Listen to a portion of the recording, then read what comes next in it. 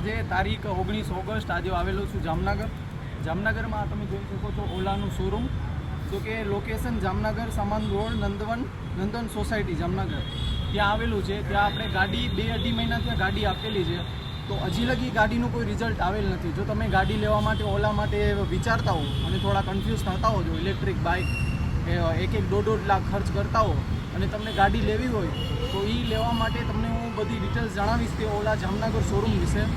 તો આજે આપણે આવેલા છે 19 ઓગસ્ટના જો મારી ગાડી આપેલ છે 6 જૂનના 3 મહિના જેવું થયું છે।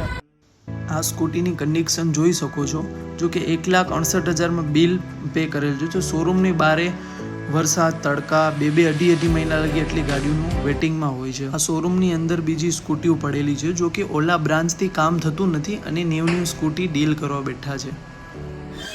આ શોરૂમની બારે સ્કૂટી કામ માટે પડેલીનું વેટિંગ જુઓ। આ ન્યૂ લેવા જાશો ને તો તમને શોરૂમમાં મસ્ત ચાય પીવડાવવામાં આવશે અને 4-5 મહિનામાં જ કંઈક ને કંઈક ઇલેક્ટ્રિક ઓલામાં પ્રોબ્લેમ આવશે। જો શોરૂમનો ધક્કો તો તમને ખાવો જ પડશે। ત્યાં તમને એ રીતના જવાબ આપવામાં આવશે જાણે ઓલા બ્રાન્ચમાં તમે 1.5 લાખ રૂપિયો દાનમાં આપેલો હોય। માણસ કામ ના કરે તો આપણે મેનેજર સાહેબને કહીને કામ કરાવીએ। ઓલા જામનગરમાં તો મેનેજર પણ તમને તારીખ તો તારીખ આપશે। તમારા ગુજરાતી ભાઈઓ આ તમે ગાડીઓનું વેટિંગ જોઈ શકો છો।